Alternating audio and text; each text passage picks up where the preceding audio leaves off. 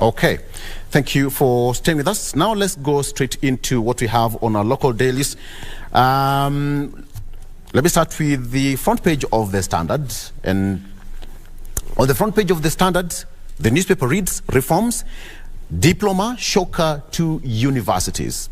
Reforms, Diploma Shocker to Universities.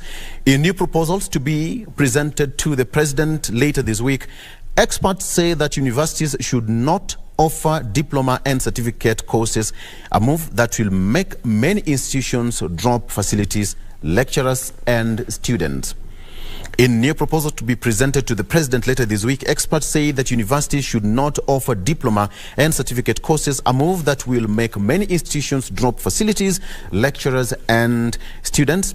That is in the new proposal. I'll give you more details shortly. That story actually is fleshed out there for you on page 6 of the Standard newspaper. Raila in new mass action threat if levies are raised. He spoke yesterday, warning that if the new tax bill passes as is, then there will be demonstrations. But CS Interior, Kithure Kindiki, warns that there will be no more demonstrations in the country. Life has to go on. That story is on the front page of the Star newspaper. I'll give you that shortly. President William Ruto was in Djibouti. Ruto cedes ground, moves to amend tax proposal. That is what we have here on the front page as well. And still on the front page, churches caught up in land grabbing scandals. Where will we hide our heads? Churches caught up in land grabbing scandals. That is on page 12 and 13 of the Standard newspaper. Activists fear killer police are back with vengeance. Haki Africa complaining and alleging that the killer group, the killer squad, is back. Haki Africa raises concerns over forced disappearance of civilians. According to the lobby group Yusuf Gassana, a Rwandese is the latest victim of abduction, and they're now calling for his whereabouts and the police to give more details. 3 men grabbed him from his house, tied his hands, and dragged him to a waiting car. And now Haki Africa is calling for police to hasten the investigations. Reprieve for Sudi as court declines to issue arrest warrant. That is after the Environment and Lands Court in Eldoret declined to issue orders for the arrest of Kapseret MP Oscar Sudi over land tussle with administrators of Kihor Arab Talai Estate, that is in Uasin Gishu County. Again, Raila warns of mass protest if finance bill sails through.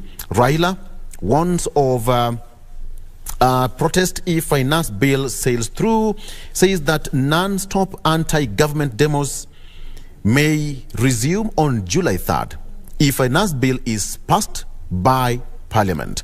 Azimio leaders also blamed Kenya Kwanza for collapse of bipartisan talks. As always, at this particular point, this is the point that I bring in my guest, and let me bring in Daniel Orogo to chime in on this one and get to hear his voice. Warm up. Daniel, good morning. Good morning. Good to see you. Good to see you. My first question, how is Kenya doing? Well, I think it's a mixed reaction as to where we are. First is a country that is grappling. It's also part of the global communities that are grappling with the effects of economic downturn and recovery to post-COVID. And the issues that are coming out of regimic change, adjustment of policies here and there. So, so far, things are not okay. If you ask the local, the Mamamboga and the hustlers, as was predicted, there's no reprieve. Things are tough on people. Yeah. And to be honest, I think the country needs a sober conversation on the state of the nation with regards to our leadership, with regards to our economic performance, and also with regards to the global policies in the background of economic crisis. So I think that is where we are. The state of the nation is at its weakest. It has never been this way before. Yes. All right. Gerald Minishi, joining me on set for the first time. Welcome to Good Morning Kenya. Thank you so much. Let me get your voice on this, and how is Kenya doing from your own assessment?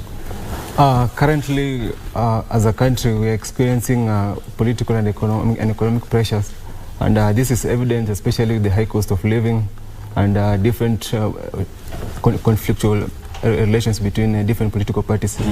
Yeah, so like, I feel like we need to have this conversation around these issues. Okay, I'll come back to you very shortly. We'll have to fix something on the sound there. Apologies for that. All right, we'll be right back with Gerald. Let me continue with the Daily Nation, with the Standard. MPs to amend disputed finance bill clauses. That is according to Parliamentary Committee on Finance Chair Kuria Kimani, who says that most likely there will be some amendments. The Parliamentary Committee says that views and petitions from the public have been addressed. They've had their time to do their report, and now, however, they did not divulge which clauses had been amended. That is according to them. And now the committee led by Molo Member of Parliament Kuria Kimani agreed to amend some of the controversial clauses after a 5-day retreat in Naivasha. Though it did not divulge which clauses had been amended, the committee said that all views and petitions from members of the public had been addressed. We'll be waiting to see, because it's going to be a heavy week in Parliament this week once that bill is presented to the House for the second reading. In the last couple of weeks, the issue of 3% housing levy and 16% value-added tax on petroleum products have dominated talks, with the opposition calling for the bill to be withdrawn. That is, wait and see how that is going to be, which clauses have been amended and taken into consideration by the committee.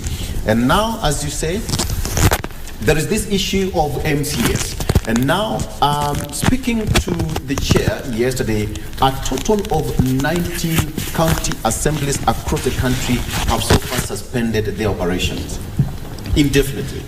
That is according to the chair, who actually told me that 19 county assemblies have so far suspended their operations, and Vihiga County Assembly is the latest to halt services over salary dispute. So we had that discussion here around 2 or 3 weeks ago, and they said that they need their issues addressed. Talking to the SRC, that they needed some of their remunerations taken care of, but that has not been forthcoming. Experts now want universities to drop certificate and diploma courses. I really don't know how this is going to happen, but according to the expert, and of course this report is going to be handed over to the president later this week.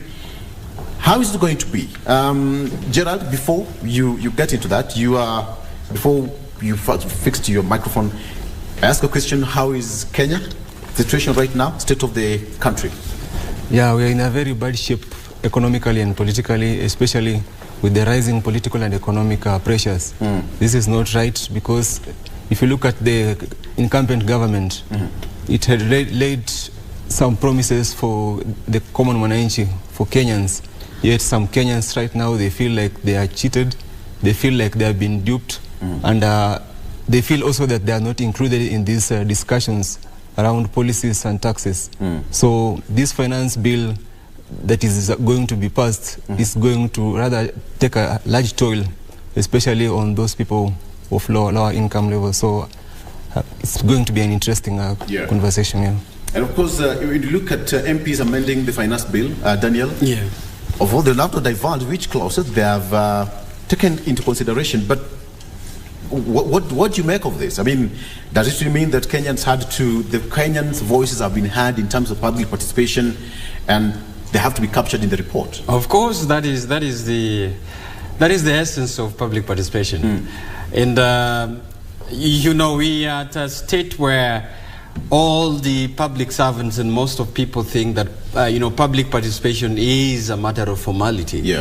Let me remind you that public participation is ingrained in Article 10 of the Constitution as one of the national values of principles of good governance. It is in the Constitution. So in that sense, it means that it should be meaningful, and it should have an outcome that is desired.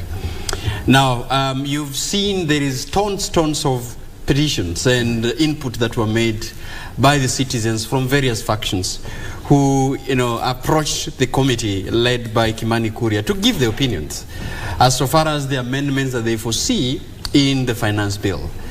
Victor, I think it's also important to underscore the fact that people and most Kenyans have been hoodwinked to think that, you know, there are only 3 contentious issues in the finance bill. They talk about VAT, they talk about housing levy fund, and they talk about some digital tax. You understand? Yes. If you read that, you know, and I've carefully looked at that bill, you find that there are almost 12 avenues where the government would want to tax Kenyans, including you disputing that tax are levied to you irregularly, Victor. That is how it can go. By the moment you just even dispute that KRA has, you know, inflated some cost on you that you need to pay, before the hearing, you need to deposit a dispute fee. You know, these are some of the things probably Kenyans have not been treated to understand with the issues of the finance bill. But as you may, you know, you've pointed out, I think the retreat in Naivasha is able to come up with a win-win situation. Because at the end of the day, one of the things that we can't also sit and dispute and also mislead Kenyans, that we cannot reject this bill in totality. I think it's also important to also tell the opposition that it is impossible. The government taxes the citizens to run the government and to give the public services to deliver. So any factions or any person telling you that these bills need to be rejected in totality, I think is also pushing Kenyans so that, you know, we put a government in a situation where we want to run a crisis as a country. And that is not really tenable, that is not really realistic. So for me, I think one of the conversations that we should be having is what is the win-win situation in this country with regards to the Finance Bill 2023. And lastly, I think it's important for us, and this is what we said always in the panel, Victor, that some of these conversations are too costly to leave to political class. The moment you leave them to political class, then we are having a situation where politicians are going to rub shoulders with the most important thing that are affecting the country, like paying taxes and service delivery. It is expensive for Kenyans to leave this issue to only politicians. We should be hearing to the expert that give their opinion.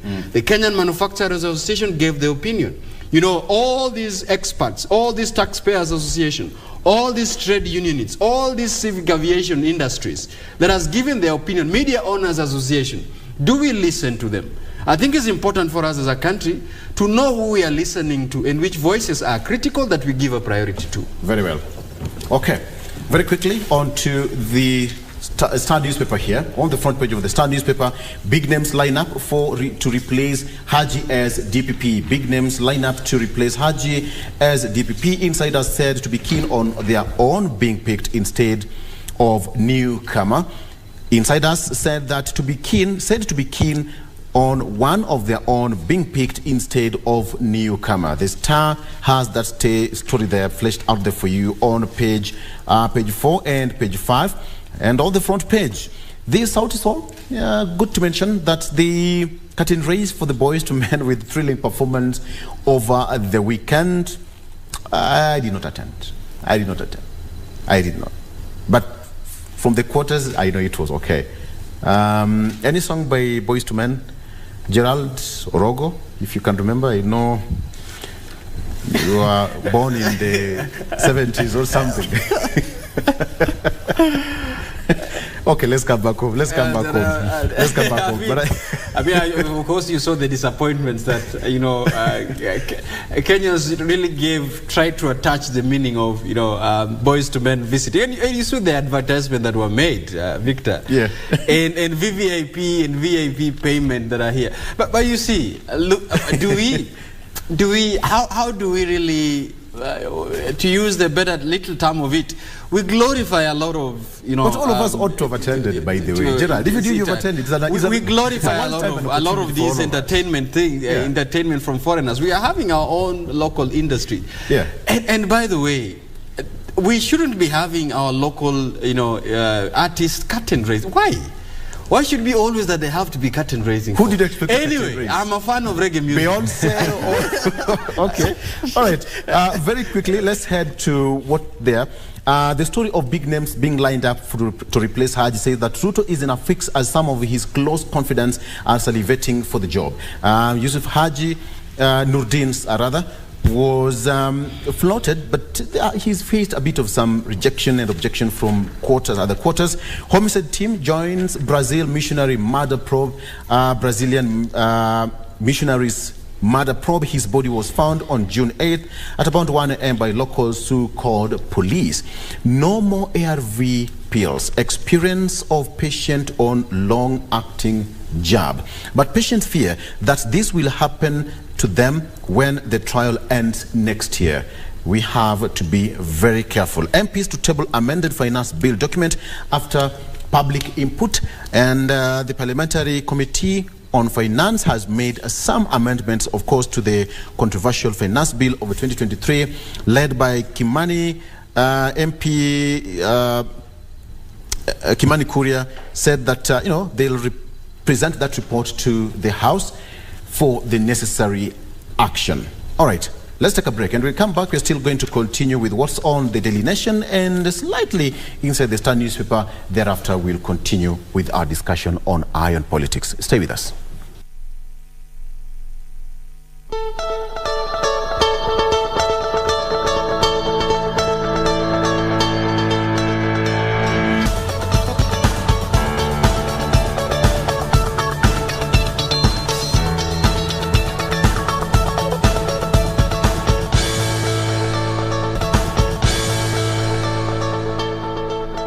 All right, let's come back to what we have on the Star newspaper. I was giving you a quick rundown on what we have on the Star here. Very quickly onto the inner pages. Top lawyers line up to replace Haji as DPP. We have got top lawyers here. One of them is Anna Madi. We have got Dorcas Oduor, Kioko Kilokumi. We have got Katwa Kigen, Nelson Harvey, and Taib Ali Taib. These are the top lawyers who are actually lining up to replace Haji as DPP. Let me give you their brief profile. Kioko Kilokumi is a senior counsel. Dorcas Oduor, Secretary of Public Prosecutions. Katwa Kigen is a veteran lawyer. We all know Katwa Kigen. For those people who can remember him, we all know Katwa Kigen during the ICC trials.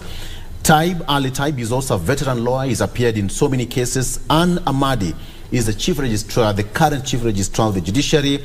Victor Mule, deputy director, office of the director of public prosecution. Emily Kamau, deputy director, ODPP. Rashid Kator, who is also deputy director, ODPP. Jacinta Nyamosi, deputy director, ODPP.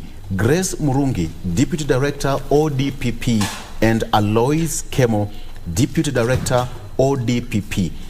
We have got how many deputy directors? 1, 2, 3, 4, 5, and 6, all battling to replace their boss.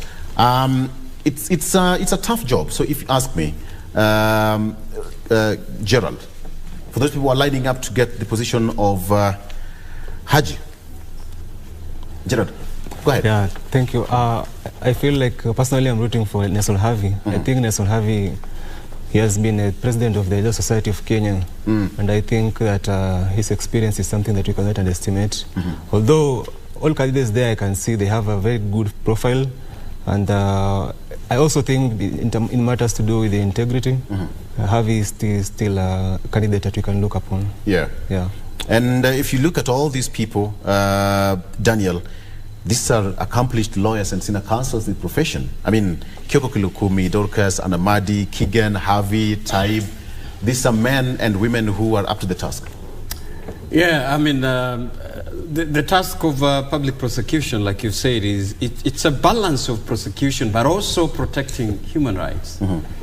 So there needs to be a mix of the qualities and the qualifications of one service of director of public prosecution. You understand that in the list, the people that you've listed, some of them are still struggling with court cases as we speak. You understand? Anna Madi's case, is within the hearing of the court about the gold, whatever golds come. All these, most of these have either one or two issues. Kioko Kilokumi, an accomplished profile. And I think if you could remember the Kibaki era, there's a time that Kibaki had proposed Kioko Kilikumi has won either, I think, the Director of Public Prosecution or maybe some position in this country, in Kibaki regime, if you can remember by that time. So I think, one, my issue is that beyond accomplishment, there needs to be a serious track record of safeguarding human rights. There needs to also be a track record of, you know, one who is independent in mind. And because the office really needs to be devoid of, you know, politicians calling the shots. And, you know, the shots being called, you know, from different offices to, you know, prosecute and drop these cases here and there. Cases that are fronted for prosecution to the direct office of the Director of Public Prosecution.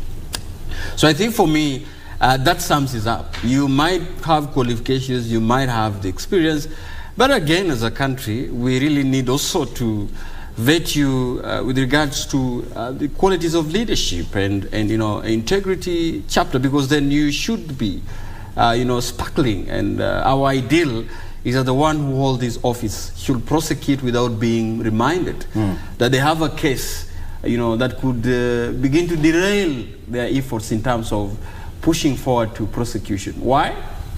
The court cases of corruption in the backlog that we are having in this country, that needs to be expedient by someone who is qualified and, you know, having you know, opportunity to do that. Okay. Very quickly, let me take you through the front page of the Daily Nation. Finally, on the front page of the Daily Nation, what we have here, Ruto following in Uhuru's footsteps. That is on the front page of the Daily Nation. Ruto following in Uhuru's footsteps. Why? The same script. He vowed to chart his own path during the campaigns, but after just 9 months in office, the actions and policies of President William Ruto's administration have so far done little to differentiate it from that of his predecessor, Uhuru Kenyatta. At a glance, failure to meet 2/3 gender rule, housing fund, plans to lease out ports, chronism in state appointments, CAS appointments, entrenching state capture of independent institutions, use of political numerical advantage to bulldoze legislators or legislations or proposals, lowering opposition MPs to government side, and finally, competence-based curriculum. What's the take on this, Gerald? You are right. I agree with you, Victor, that Ruto, in one way or the other, he has tried to follow the footsteps of former President Uhuru Kenyatta. And may I remind you also that Kenya is a closed political system. Since we are a closed political system, there are no checks and balances, there's no transparency, and the politics, the politics of the belly. So where we find it's like the leaders, you know, we have nepotism and leaders scrambling for the national cake for their own personal aggrandizement. So if you look at, from the time Ruto ascended into power up to now, you realize that there are some policies which were almost in tandem with the former President Uhuru Kenyatta. Number one, that's what I've raised, the issue about two-thirds gender rule. It is an issue that it has not been addressed as such. It's something that is still eating up, you know, we have not stepped up to the task. Number two, the issue about appointments. This is an issue I think, I thought when Ruto was campaigning and giving his manifesto to the common wananchi, I felt like that he was serious about appointments. Maybe he will diversify his appointments, but unfortunately it's the same pattern. So the political pedigree that has hunted us, you know, since our independence is the same pattern that we are witnessing right now, and it's very sad. So it's even, and I think this is also one among the issues that is demoralizing most Kenyans, because if you look at even the finance bill, but it is not about the finance bill per se. It is about the accountability part of it, you know. Can we trust this government? So there's the decline in trust, in that issue. Yeah. All right. Ruto following footsteps, of course, scrapping off the previous administration's, blueprint and the track record is always not easy. When you look at even President Uhuru Kenyatta, he picked from where President Mwai Kibaki left. When you look at what the late Moi had, President Mwai Kibaki picked a few pieces and completed. It's always in every administration that where your predecessor left, you pick and run with that. Actually, it's a silent program that a majority of Kenyans do not even understand, that each and every administration we have to follow, we have got Vision 2030, so to speak. So whatever is captured in Vision 2030, the governments and administrations will always pick and run with them. So President William Ruto picking what Uhuru left is not a shock anymore. I think I have a... And there's actually no problem with it, because like you've mentioned, blueprints and policies, and this is why before any regime get into power, there's always time for transition. You remember you know, from handing over from one regime to another. Yes. And within the transition, then there is those kind of conversation about the policies to further.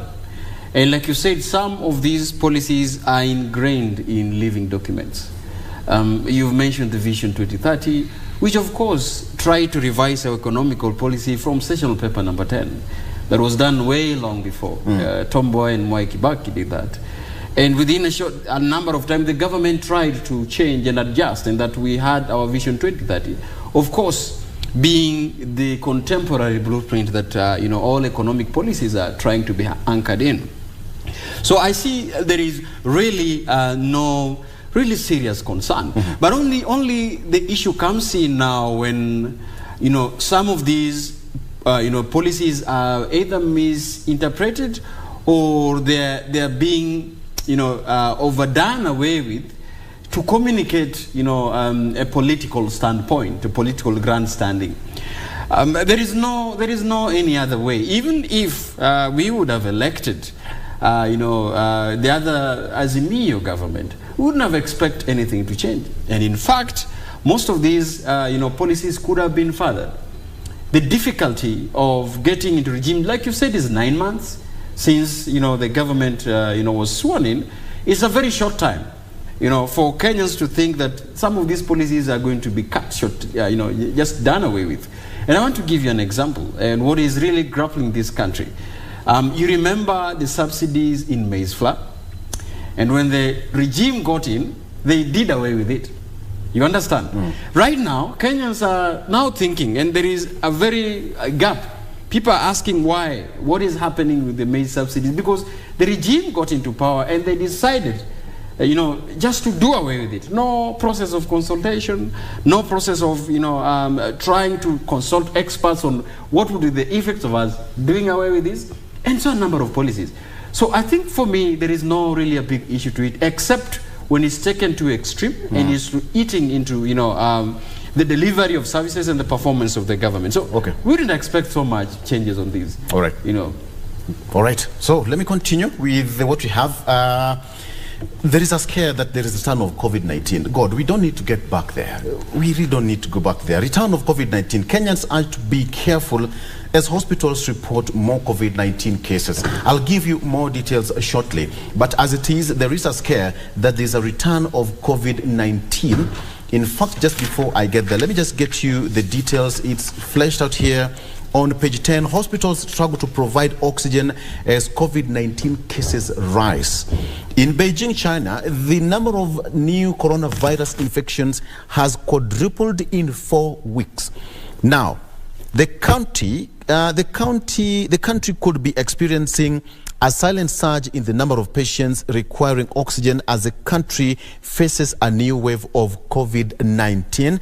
In the recent past, a number of Kenyans have tested positive for the virus, with many experiencing severe symptoms that warrant oxygen therapy to enable them to breathe. Now, last week, of course, the name has been withheld. Angela went to one of the country's leading private hospitals after experiencing breathing difficulties. On arrival, she was told that all that machines were busy and that the number of Kenyans needing oxygen was quite increasing. And it's reported that the COVID-19 is bad. Now, according to one nurse who was quoted, said that it's no lie. We are seeing about 4 patients a day coming in needing oxygen. We should be worried. I covered COVID-19 pandemic. I remember the first week of COVID-19, which was when it was first reported here.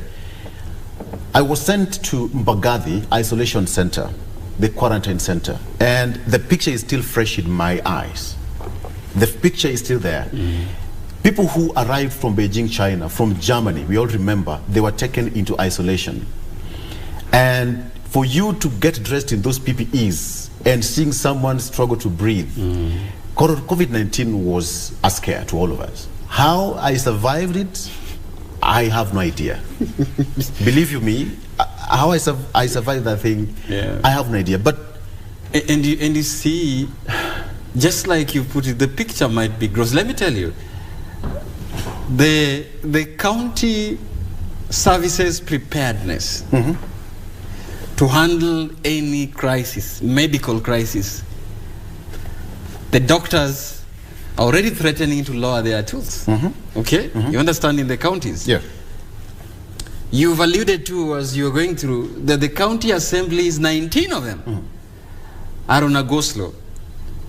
That means that any financial conversations or bills cannot be passed in the county assemblies. Yes.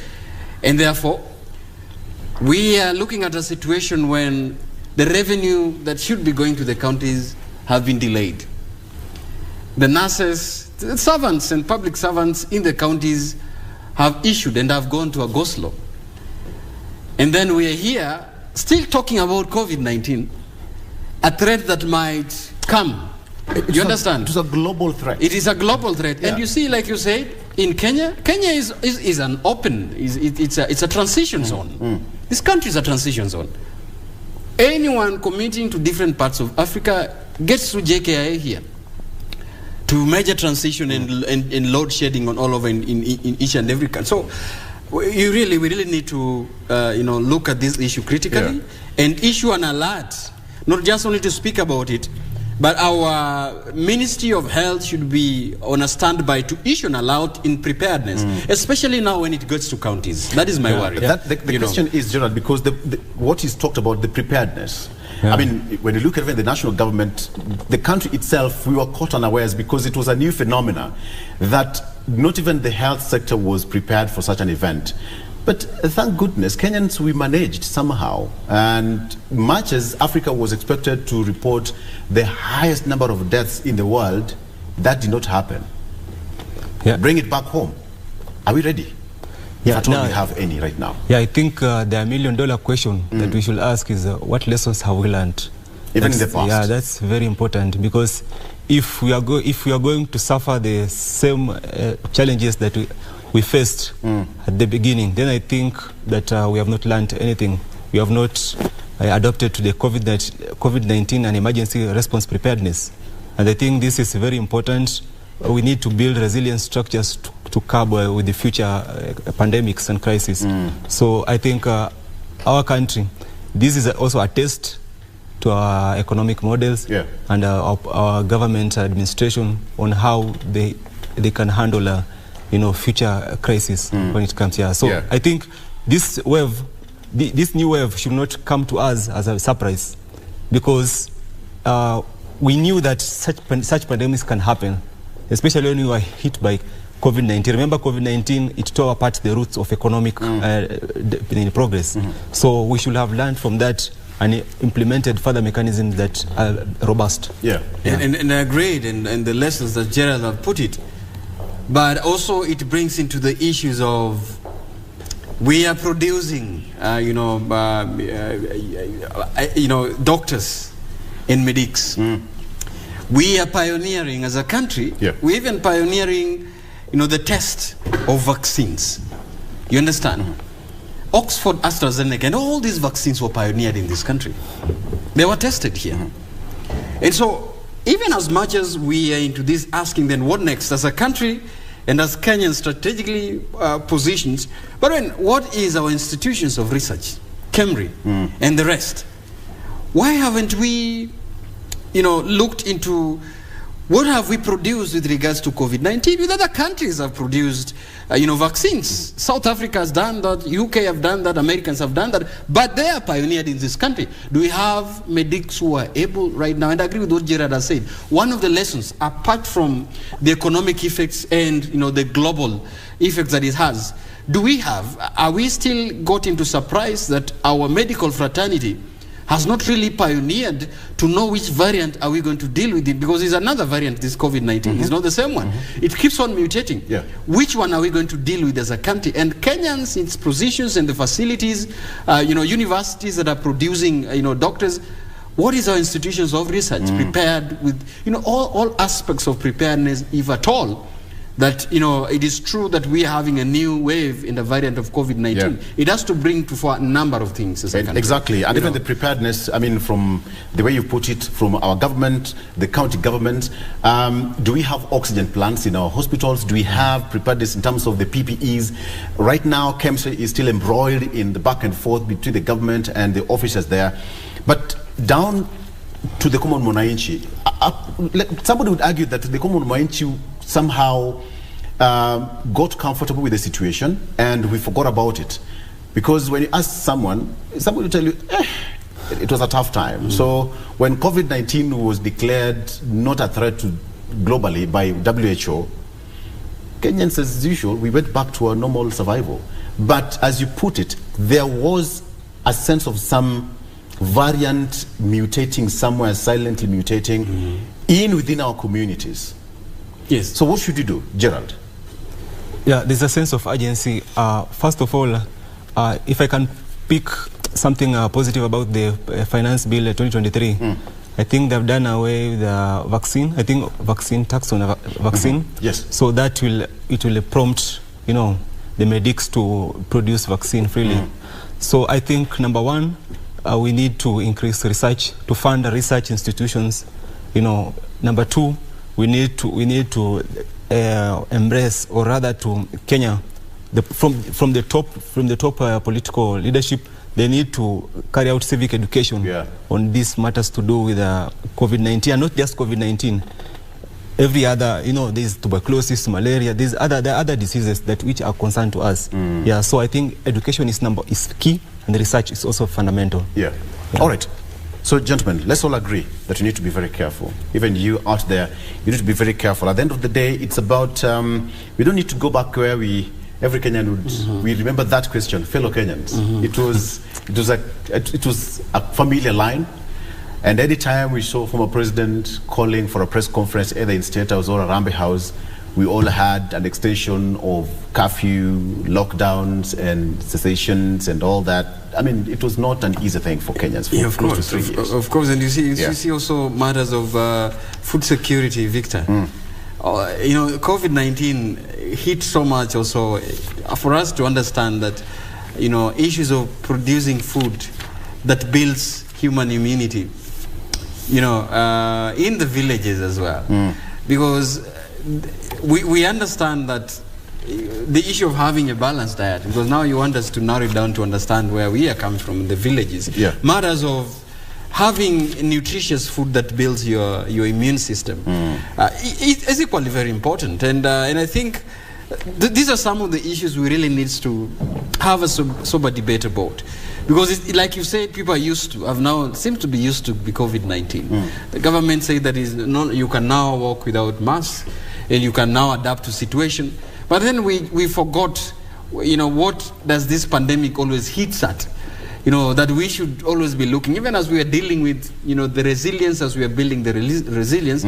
But then it was expected that even after this one, it is a virus that keeps mutating. It will come in a different form. It is here with us, still this virus. What we've just done is to build our immunity. But if the researchers and the medics can tell you, if a virus, a stubborn virus as this one, if people build the resilience and immunity around, it also coils and begin to mutate again.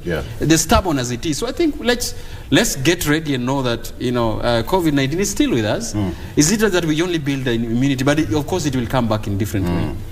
All we need to do is to be very careful. So gentlemen, let's talk about the state of the nation today on our eye on politics. This week is going to be so heavy. Let me start with you, Gerald. This week is going to be so heavy, more so for parliamentarians. They are, so to speak, in a straitjacket between a rock and a hard place. Kenyans are on this end. The electorates are watching at their members of parliament, whichever way they are going to vote. The executive also waiting for parliament to approve the budget, the bill 2023. We all know that we have to get there because the government must get the budget to run the affairs of the country. So as we speak right now, what do you really think is running through the minds of Kenyans, the president, but most importantly, the legislators? Number one, I think Kenyans, most Kenyans are frustrated. Frustrated because, remember earlier when you were talking about the finance bill, you know, this finance bill, we are not, it was not, the Pandora box of the finance bill was not opened up to the public. That's why my colleague here say that there's more into the finance bill than just housing, housing levy and the VAT on petroleum. So most Kenyans, they don't have that knowledge. I don't know if I can say civic education, but they are not aware of the contents, the main contents, the key ingredients of the finance bill 2023. And most of them feel like, the government is using this tool to weaponize it, or rather to use it as a weapon to frustrate, especially those people from lower middle class level. So, number one, I think parliamentarians are under pressure. They're under pressure because, number one, the people are the one who elected them to power. Yeah. So they are caught into contrast between either to respect the executive or to bow to the pressure of the common man who are crying, high cost of absolutely high cost of living, etc. But unfortunately, the sad part of it, I think, is that this bill may likely pass. It may pass. Yeah, it might pass because these politicians, we know them. They will prioritize the government, the executive, and not the common man. Yeah. Okay. Let's take a break. And when we come back, I'm still going to get into that discussion because we have been talking about the Finance Bill 2023. There are good things about it because at the end of the day, a budget has to be read. Either way, a budget has to be read. Only that certain clauses need to be amended.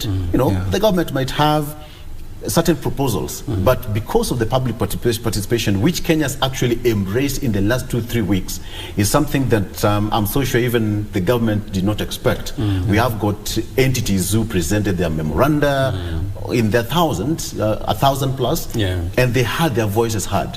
We had the common mwananchi, call them the common quote unquote, who also presented their views. So I'd like her to talk about the issue of public participation. Have we become of age as Kenyans? Are we getting into our space where it's provided for by the Constitution? Are we now starting to distinguish between the four arms of the three arms of government? And now there is another government we are forgetting, the mwananchi. I call it the government. Yes, it's the main bedrock of of all these three. Let's talk about all that when we come back after this break. Stay with us.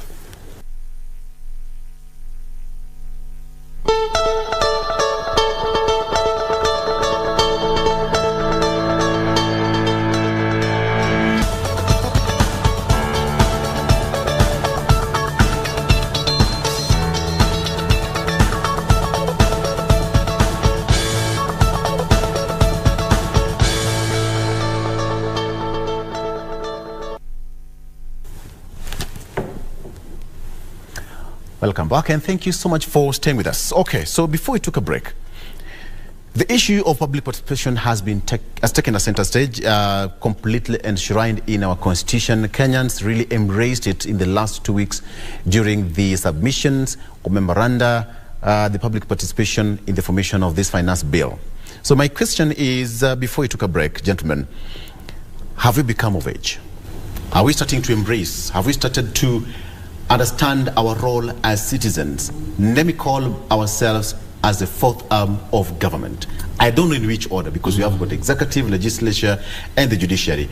I don't know where this side, where we belong as common mwananchi. In whichever order, let me call it now the fourth arm of government at the end of the day, because power belongs to the people. You see, and you've captured it very, very well, if you want to see, and in your order of arrangement, then I would advise that you be guided by the Constitution. The Constitution, in a first preamble, give that preeminence. You know, there are so many 16 chapters in the Constitution. But Article 1, Chapter 1, mentions the people. All sovereign power is invested in the people of Kenya and shall be exercised directly and indirectly. But directly, Kenyans can exercise power through protest and, you know, and petitions like the ones that, you know, had been put forward to the committee on finance committee that was hearing. Exactly. Directly. Yes. Kenyans going there directly to face the leaders, or indirectly through the elected members of parliament. Victor, like we were talking about before we came back to it, I say that, you know, the power that we have as citizens of Republic is that we haven't mastered, we haven't give a lot of importance to the power that we have. Why do I say so? I would draw your attention back just in our neighbors. You saw what happened in Tunisia.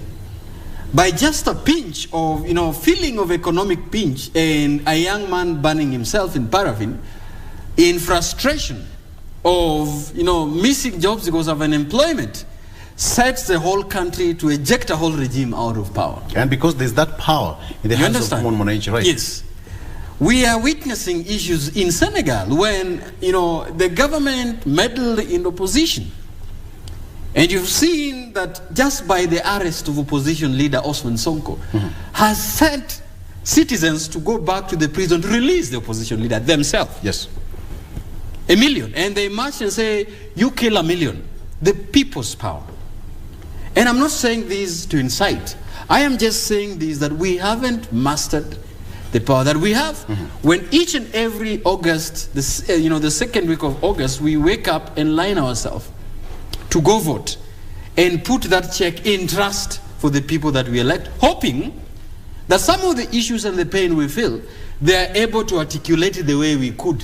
That is the essence of indirect representation. You have your faith, you have your hopes and aspiration. I am checking it into you. Exactly. I am cashing it into you. Right. That the same way I would sit here to articulate my problems is the same way you would go to the National Assembly and the Senate or wherever you will be nominated to articulate the way I'm articulating. That is the power that we are giving to you. So when you fail, when you boycott, and when you act into contradiction of that power, then that is now you breach the trust that the citizens have given you. And let me bring you back to what you've asked, because this is where we give a priority what importance it is. The citizens of Kenya lined up to elect the government of the day. And government, I'm not only calling for the executive. You've mentioned the 3 arms of government that we have. People forget the 3 arms of government we have, including the 4th. In fact, the 5th one, you are talking about the people's power. The 4th one and the 5th one is in the county governments. That we always forget. Whatever we mention about government, we always just think that is the national government. Yes. We have 47 devolved units fully facilitated and acting governments of the day, including where you expedite your issues and legislate in the 47 county assemblies. Where you have your people and your members of county assembly that you can wake up in the morning and knock their doors and say, guys, we feel frustrated because a bridge here has fallen and this is happening there, somebody has been killed here, and go and articulate the same issue the way I'm articulating. So the failure, I was just bringing this to tell you the failure. Kenyans ought to have mastered, and by now, and I'm happy when you reported that over 1,000 and tens of petitions and memoranda had been signed. The foolish thing the government of the day can do is to assume that those citizens, you know, acted out of ignorance and went ahead and put their petitions and their memorandums and ignore. I'll tell you, that would be one of the foolish actions that the government of the day can do. And then you asked what next as I conclude. We are hoping that with the experts, with the views of Kenyans, both in social media, and I'm hoping that, you know, the National Social Intelligence Unit also reads in the court of public opinion, there are opinions of Kenyans. Kenyans have read so much and have said, look here, this government of the day, we feel overtaxed. We feel overburdened. We are recovering from post-COVID. We are recovering from global economic recession. And we feel the way you overtax and more taxes is going to load up on us. Yeah. That our pockets are going to run dry. That is what the Kenyan citizens are saying to this government. And to opposition, Kenya's government has said that you are a clueless opposition who've not mastered the art of articulating the issues of Kenyans. Where's so the alternative? You understand? Exactly. So this is where Kenyans are now faced. And by the way, I'm saying that if you see Kenyans going to the street, it will not because the opposition have called it to go to the street. It will be because of Kenyans have felt that there needs to be a mobilization, an alternative mobilization. And that's why I said, lo and behold, we are having, unfortunately, that is the oppositions that are rallying people to go to the street. Why could civil society do that? Why would religious institutions do that? Why would youth movements do that? So it is our unfortunate that us being rallied to go to the streets and to petition, which is in the constitution, is being done by an opposition that has got interest in the political interest in this country. Unfortunately, because at the end of it, they look at it, Gerald. I mean, Kenyans should now be happy. According to Daniel, we've not actually gotten to that point where Kenyans, we feel the need of having our voice heard. But don't you think that because of the memoranda which was presented during that committee sitting, in fact, the committee had to extend by, I think, 2 or 3 days, because the overwhelming kind of memoranda they were receiving from different entities, organizations, civil societies, etc., was just overwhelming. And now they have just completed their report and coming back to Parliament this week. But what do you read the mind of the common mwananchi? Have they correctly put themselves in that space where at this particular point they say we are in 2023. The constitution is very clear, as they correctly say, the constitution is very clear. But are we as a nation, the people of this country, being in our rightful place as per the constitution? Thank you for that interesting question. Abraham Lincoln defined democracy as the rule of the people, by the people and for the people. Now the question is Kenya a democratic state?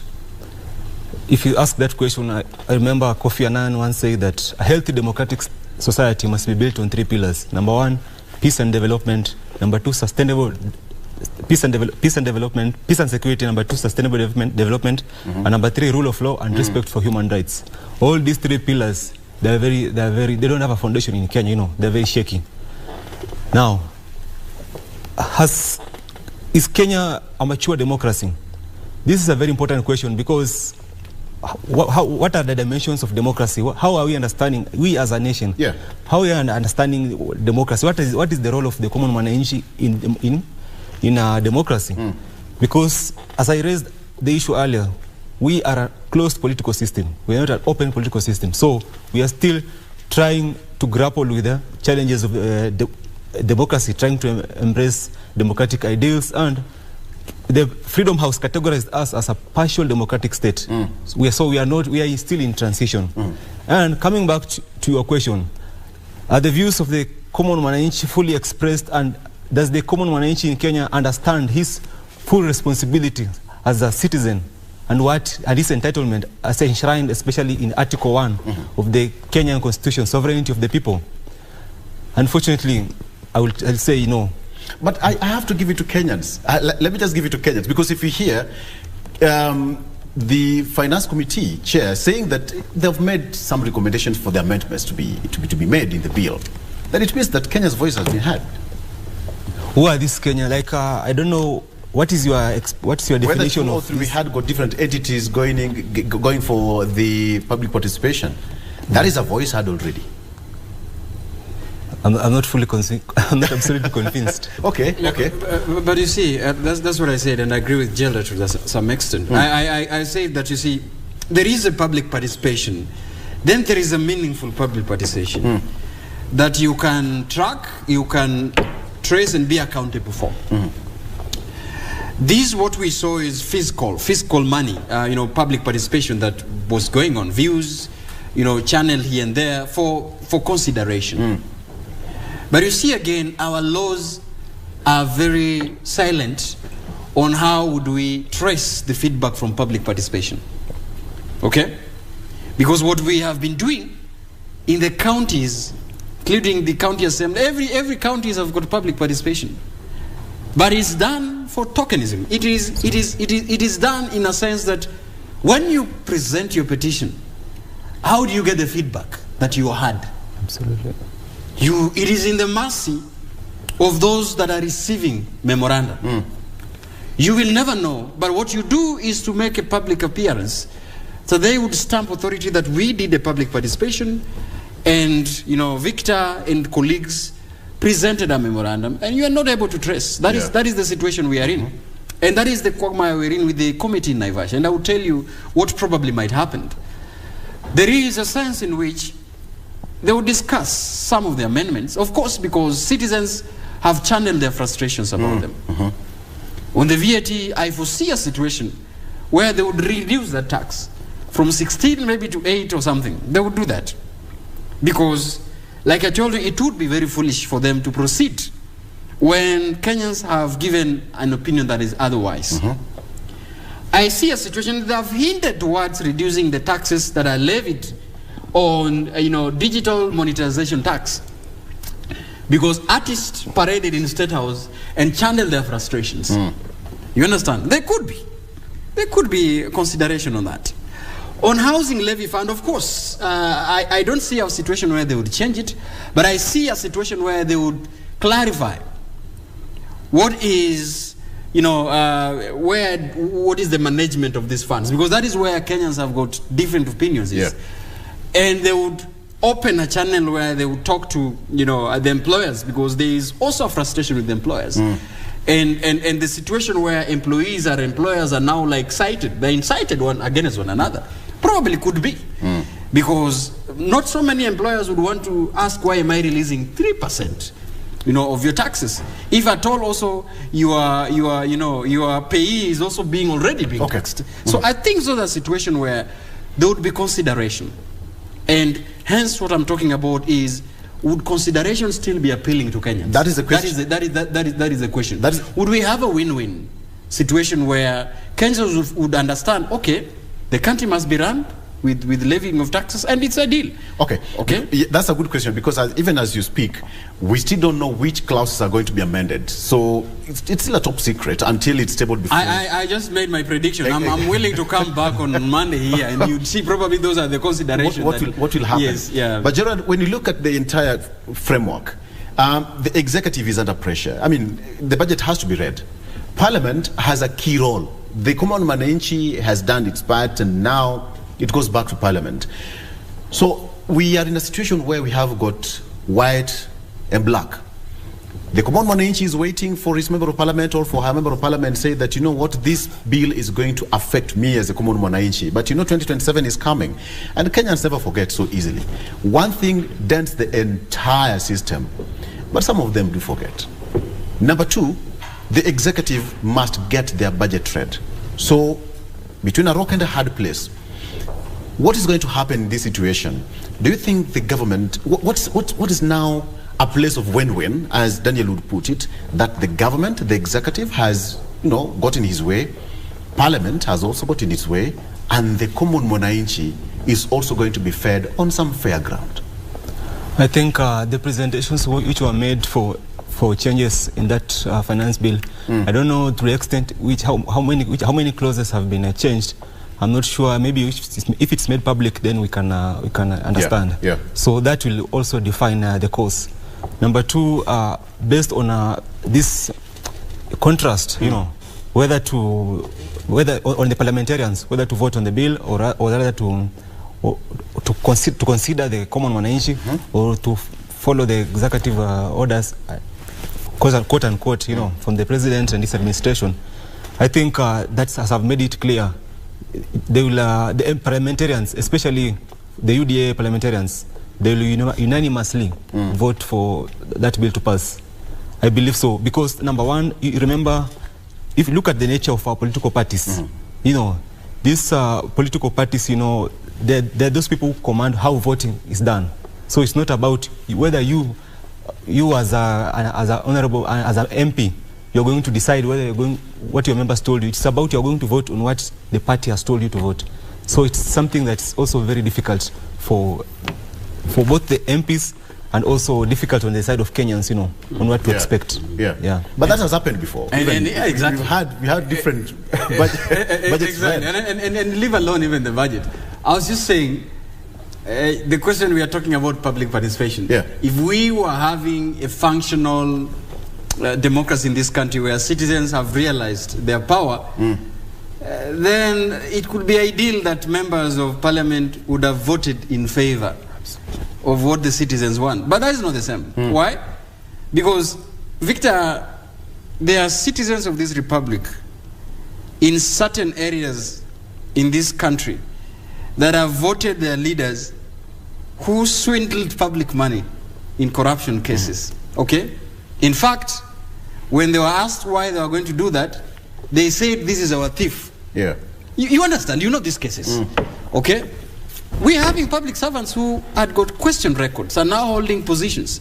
And this is why I'm saying, if we were as a country that are cognizant of the decisions that we make in the ballot that ultimately give us leaders, then we wouldn't have voted these leaders. But bringing back to what you're asking, would voting yes for this bill make a difference in your constituency? No.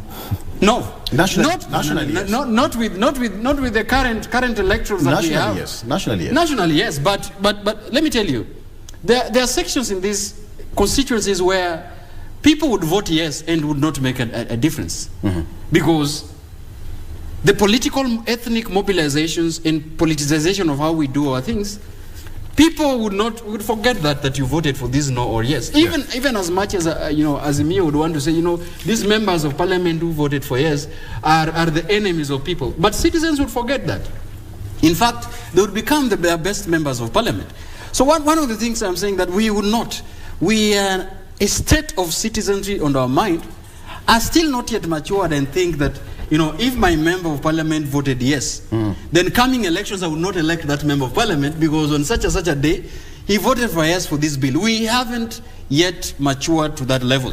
If we would have, then these members of parliament would have shut down this bill and return it back with amendments. But that's not the case. That is not the case. Yeah, because at the end of the day, budgets has to be read. It has to be.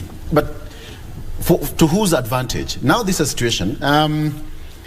The opposition have been calling for a complete flop to the bill, but it can't in its entirety. It cannot happen.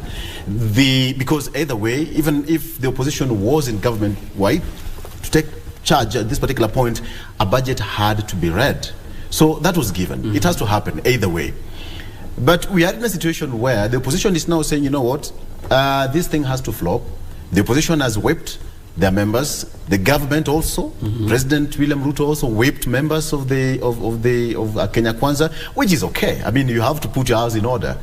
But a situation where we have got opposition calling for a complete flop of this bill, with numerical strength in the House, will they achieve it? I don't know. Gerald? I'm not sure about that. Do you think the president is comfortable wherever he is? I think President Ruto is comfortable. As I've said, President Ruto is a very astute politician. That guy is very strategic. So to think about that, President Ruto will lose sleep because of Raila Odinga, I think it's not possible. Yeah, he already knows how to curb Raila Odinga. So even if Raila Odinga, no matter what he does, he's already 10 miles ahead of Raila Odinga. Okay, generally the opposition in the 13th Parliament. In the Parliament, I think the UDA have the majority. So if they unanimously agree to vote, then some of the, I feel like if the UDA, they get united, some of the ODM MPs, they might abstain. We've had, even a couple of few days, we've had even some members of Parliament from Kenya Kwanza saying that, you know what, I'm not going to do this. Was it just public? There are a few. There are just a few. Yeah, there are a few of them. Don't you think that's enough to spoil the froth? No, what I have seen and what has shocked me is, I saw a proposed list, I don't know whether it was factual or not, for so far the analysis that have been done, those who can pass will vote yes, those who will vote no, and those who will abstain. And you see the list of abstinence is long. You know, there are around 46 or something. That's a significant number of members of parliament. And you see they are from both sides. Surprisingly, they are from both sides. So this is what I keep mentioning. And you see, and let me correct you, Gerald. Yes, the president of the Republic of Kenya might not lose, some sleep because of the opposition, but I think he loses sleep because of where the country is headed to. He should be as a leader, politically, yes, maybe because, like you said, and as a political leader, probably is 10 miles ahead of maybe some miles ahead. But I think for him, he might be worried about the stake of passing out that bill, whether he passes it or not. I think this is one thing that a head of state would reason out, and what would be the effects in the aftermath of voting yes or voting no. Because this is where you should be surveying on the aftermath and begin to prepare the outcome. But as we foresee, I see a situation where there are some members of parliament, and of course the accusations of people crossing the floor. Others who are in Kenya Kwanza abstaining or saying they will vote against the finance bill. Others in the opposition are saying they would vote yes, or abstaining, or still thinking of how to vote. So it is not guaranteed. Okay. But probably I see with the bravado, and the president already said that he want to see which member of parliament would want to vote against this bill. That definitely whips. It's a definitely direction to Kenya Kwanza, members of parliament, probably not to go against the president's, desire. Gentlemen, I'll give you 1 minute each for us to get the closing remarks, because we're running out of time. Let me start with you, Gerald. House resumes tomorrow. They have their sitting tomorrow in the afternoon. What should you expect this coming week? In 1 minute, if you can, please. Yeah, Archbishop Desmond Tutu once said that if an elephant had his foot on the tail of a rat and you're neutral, the rat won't appreciate your neutrality. So this issue is an issue that affects all of us, and I will just give my opinion as the common man who will also give almost the similar opinion. I think that on the contrary, I think MPs might disappoint Kenyans based on what they will do.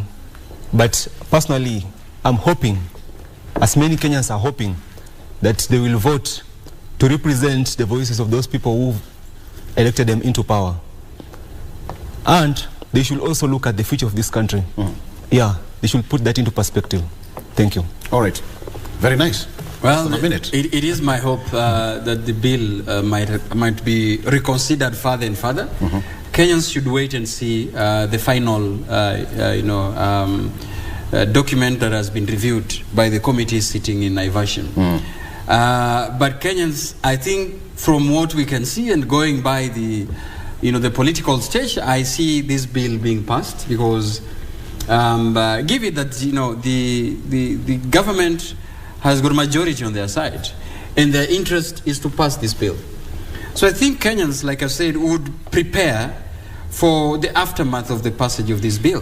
One is to begin to still renegotiate with the government and still petition the government. There are avenues of still doing that. There are avenues of petitioning the government if they feel their taxes, they're being overtaxed unfairly. There are avenues. But as I conclude, Victor, allow me to also mention an issue that is pertinent to myself and to the country.